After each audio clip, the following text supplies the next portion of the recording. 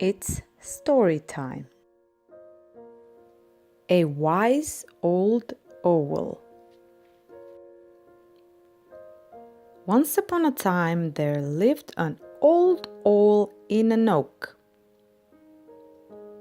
Every day he would see a lot of incidents happening around him. Yesterday he saw a boy who helped an old man carry his heavy basket. Today he saw a very young girl shouting at her mother. The more he saw, the less he spoke. As time passed by, he spoke less and heard more. He heard people talking and telling different stories. He heard a woman saying that an elephant jumped over a fence. He also heard a man saying that he had never made a mistake. The old owl saw and heard about what happened to a lot of people. Some became better and some became worse.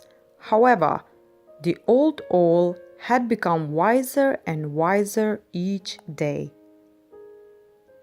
Moral of the story: observe more, listen more, and talk less. This will make you a wise person. To support us, please subscribe to Storytime. It's story time. Snow White and the Seven Dwarfs. Long ago, in a faraway place, there lived a lovely princess named Snow White. Her skin was as white as snow, her hair black as coal, and her red lips as rose. Snow White's stepmother, the queen, was very mean, and she hated anyone who was more beautiful than she was. Inside the castle, the queen had a magic mirror. On the question, "Mirror, mirror on the wall, who is the fairest of them all?" the mirror had the same reply for years: "You are, my queen." The evil queen treated Snow White like a servant. But Snow White was very kind and never complained about anything. One day, Snow White was singing and drawing water from the well. Charmed by Snow White's singing, a handsome stranger appeared. But Snow White was too shy to speak to him, so she left. As Snow White grew older, she also grew more beautiful, and the queen became very jealous. One day, the magic mirror told the queen that Snow White was the fairest in the land, and so the queen called her royal huntsman. "Take Snow White far into the forest and kill her," she commanded. The huntsman took Snow White deep into the scary woods and said, "Poor Snow White, I cannot kill you. You must run away and hide from the queen for good." Scared for her life, Snow White ran into the dark woods. After running for a long time, she came to a small house. "Who lives here?" Snow White wondered. She was so tired, she fell asleep immediately. In the cottage lived 7 dwarfs. They worked in the diamond mine, and when they got back in the cottage, they saw this beauty lying in their bed. Snow White woke up, and the dwarfs introduced themselves. Their names were Grumpy, Sneezy, Happy, Dog, bashful, dopey, and sleepy. Snow White felt so safe with the dwarfs that she decided to stay with them. Unfortunately, the evil queen found out that Snow White was still alive and decided to take matters into her own wicked hands. The queen went secretly into her chamber and she prepared a poisoned apple. "One bite of this poisoned apple and Snow White will close her eyes forever," she crackled. Disguised as an old peddler woman, she went her way over the hills to the place where the dwarfs lived. The old woman appeared at Snow White's window. "Hello, dearie. Why don't you taste one of my delicious apples? You won't regret it," she said. Then she gave the poisoned apple to Snow White. The birds tried to warn Snow White about the poisoned fruit, but Snow White didn't pay attention to them. Then the animals of the forest went to the dwarfs, trying to tell them something is not right at home. The seven dwarfs raced to the cottage and found Snow White lying lifeless on the floor. The dwarfs chased the old hag into the forest. A storm began to blow, and the evil woman came to the edge of a steep and rocky cliff. At that moment, lightning struck. The queen lost her balance and fell to her doom. The sad little dwarfs built a bed of gold and glass for their beloved Snow White. They kept watch over her day and night. Then, one day, the handsome stranger who once spoke to Snow White rode into the forest. He was the prince. "How beautiful she is," said the prince with deep sorrow as he was kneeling down towards Snow White. He kissed Snow White tenderly, and then something magical happened. The kiss of a true love awakened her. The prince and the dwarfs were filled with happiness. And that day, my children, was the day when Snow White and her prince rode off to his kingdom, where they lived happily ever after. To support us, please subscribe to Storytime. It's story time. Shrek. Long time ago, in a faraway swamp, there lived an ogre named Shrek. He was feared by all the people in the land of Duloc, so that's why he chose to enjoy his solitude at his precious swamp. The land of Duloc was ruled by a Lord Farquaad, a very tiny and a bad man. To become king, he had to marry a princess, and Fiona was that unlucky beauty. Away at the tower, Princess Fiona stayed locked away from the people.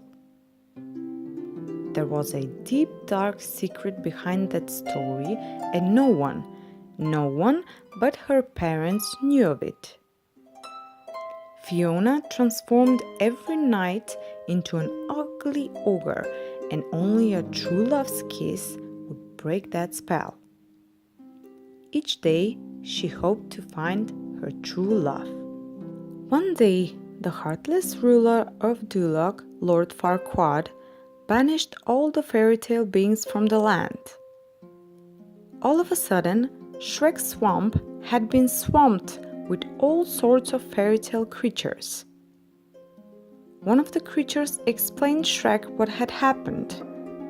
Shrek decided to set out and find Lord Farquaad so he can convince him to take the fairy tale beings back where they belong and leave him alone. On his journey, Shrek meets a funny-looking mule named Donkey, and the adventure continues with the company of his new and very loud friend. When Shrek and Donkey reach Lord Farquaad's land, Shrek had been challenged by the soldiers of the Lord. However, he used his force and beat all of them. By that time, Lord Farquaad knew that Shrek was the only one who can help him become a king. The only way for Shrek to get his swamp back was to rescue Fiona along with the talking mule, Donkey, and return her to Lord Farquaad so he can marry her. Determined to save the home of the creatures, not to mention his, Shrek accepted the deal of Farquaad and sets out to rescue Princess Fiona, who was waiting her true love in a tower guarded by a fire-breathing dragon. The two friends continued their journey to the castle where the princess was. As Shrek climbed to the top of the castle, he saw Princess Fiona lying in the bed waiting for her true love's kiss. All of a sudden, he grabbed her and started to run from the breathing dragon.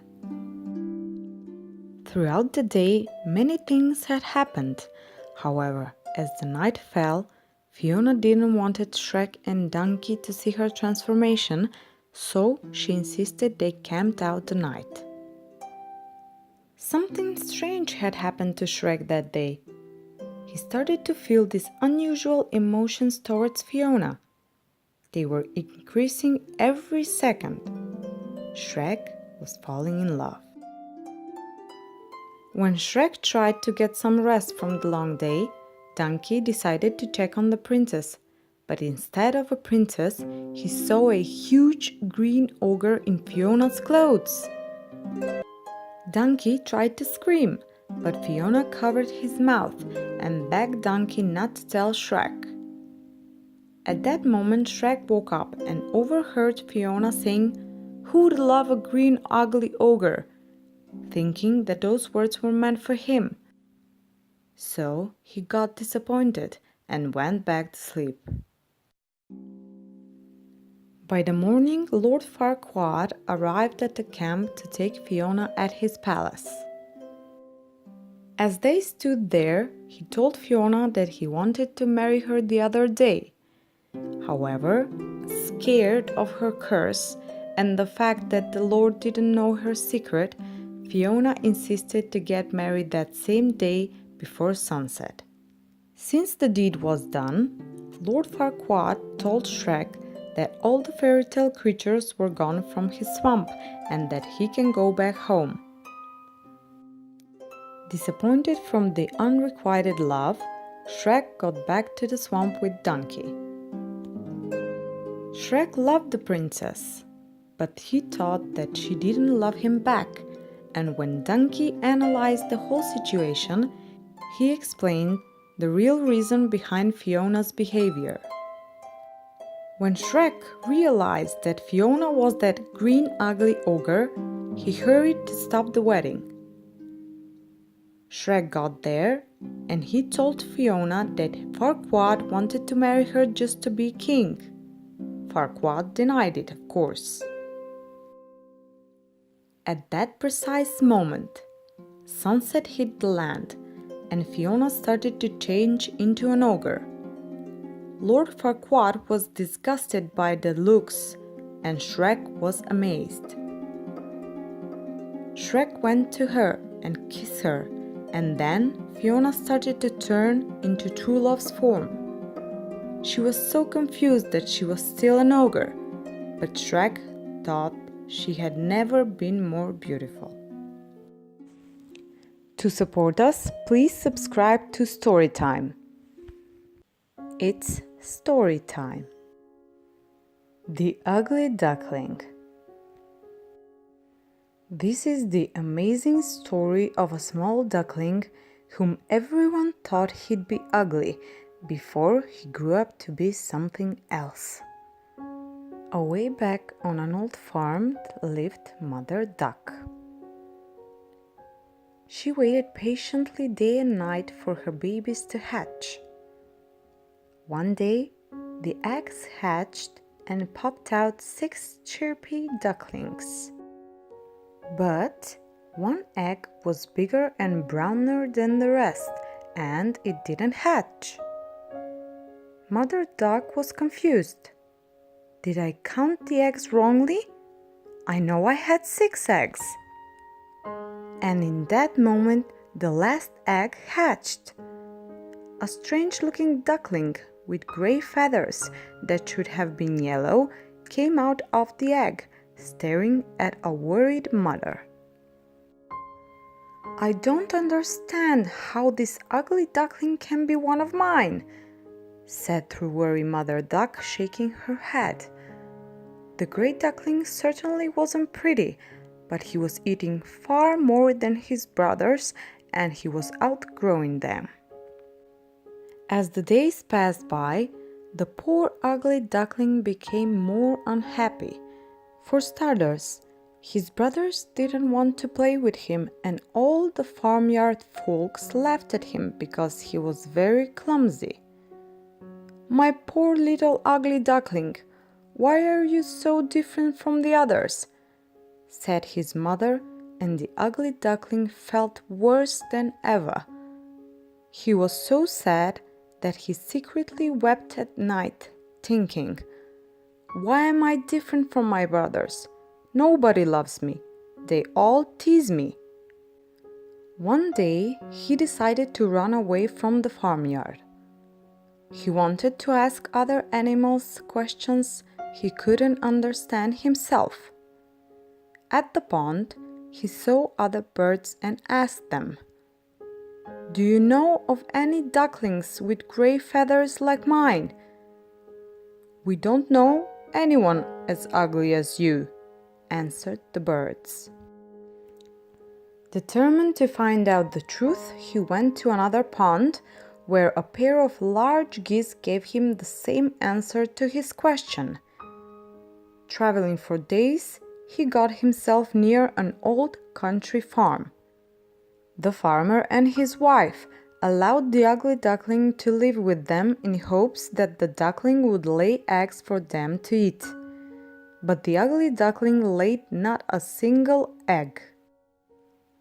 Though the farmer and his wife had grown fond of the ugly duckling, they had no more room for him in their house. As he shut the door, he said through sadness, "Go find yourself a family that will love you." The ugly duckling hung his head and waddled far away from the farmer's house. Winter came, and the water in the reed bed froze. The duckling waddled over frozen bundles of sticks and frozen piles of dung. Even if all this waddling made him colder than ever, miraculously he survived the cold winter. With spring, all of the frozen ponds melted, and as he approached a crystal clear pond, he saw a family of the most beautiful birds he had ever seen, swans. He wished so much to join them, but he didn't even dare to ask them, for he knew he was surely too ugly to live with these beautiful birds. Unexpectedly, a swan gracefully glided through the water over to where the ugly duckling was sitting. My, your feathers are the finest I've ever seen. How they gleam in the sun!" the swan exclaimed to the ugly duckling. Confused, the ugly duckling wandered to the water and peered at his reflection. "Goodness, how I've changed! I hardly recognize myself." Much to his surprise, he was not an ugly duckling, for he was not a duck at all. He was a beautiful white swan with a long and elegant neck. He entered the water and joined his new family. One day, he heard children on the riverbank shouting, Look at that young swan. He's the most beautiful swan I've ever seen." He was filled with so much joy and happiness that he almost burst. To support us, please subscribe to Storytime.